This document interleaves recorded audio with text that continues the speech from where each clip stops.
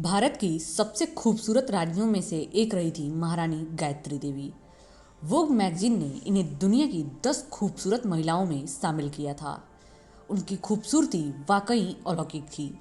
कहा जाता है कि पूर्व प्रधानमंत्री इंदिरा गांधी भी इनके सुंदरता और लोकप्रियता से ईर्ष्या करती थीं, जिसके कारण गायत्री देवी को उन्होंने जेल भी भिजवाया था। आज़ादी के बाद 2 बार लोकसभा की सदस्य रहीं गायत्री देवी ने अपनी पूरी जिंदगी राजसी ठाठ और अपने वसूलों पर जिया।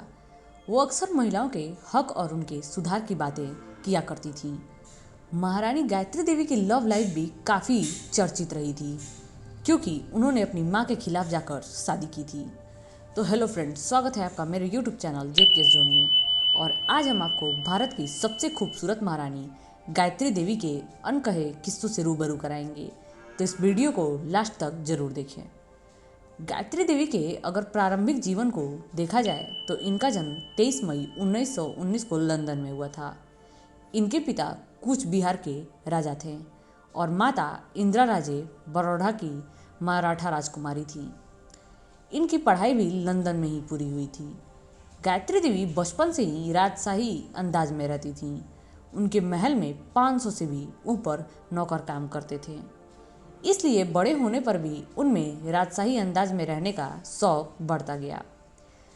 गायत्री देवी की माँ इंदिरा देवी की गिनती भी खुद अपने जमाने की सुंदर महिलाओं में होती थी। इंदिरा देवी की शादी जिस तरह कूच बिहार के प्रिंस से हुई थी, वो अपने आप में एक आश्चर्य था। दरअसल इंदिरा देवी की सगाई ग्वालियर के सिंधिया घराने में हुई थी, लेकिन वो इस बीच कूच बिहार के युवराज जितेंद्र से प्यार में पड़ गईं।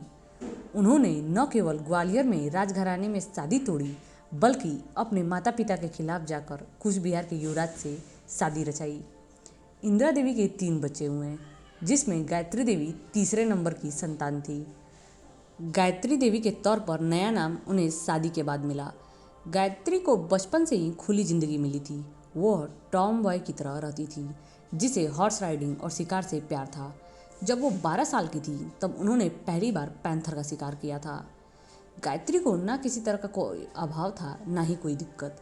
12 वर्ष की उम्र में महारानी गायत्री देवी जयपुर के महाराजा सवाई मानसिंह से प्यार कर बैठी, जो उस समय 21 वर्ष के थे और पहले से ही उनकी 2 पत्नियां थीं। गायत्री देवी की माँ को ये रिश्ता पसंद नहीं था, और गायत्री देवी सभी संघर्षों से जूझते हुए 1940 में मानसिंह से शादी कर ली। उसके बाद उनका वैवाहिक जीवन काफ़ी सुखमय बीता मानसिंह के साथ। इनका एक बेटा भी हुआ 1949 में, जिसका नाम जगत सिंह था, पर मात्र 28 साल की उम्र में ही वह स्वर्ग सिधार गए। शादी के बाद जयपुर के प्रथा प्रथा से बाहर निकलकर गायत्री देवी ने कई सामाजिक कार्य किए।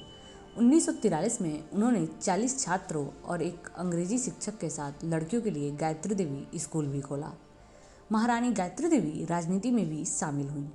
वो इतिहास की पहली महिला थी जिन्होंने स्वतंत्र पार्टी से कांग्रेस के खिलाफ लोकसभा की सीट भारी बहुमत से जीता, और उनका नाम Guinness book of world record में दर्ज हुआ।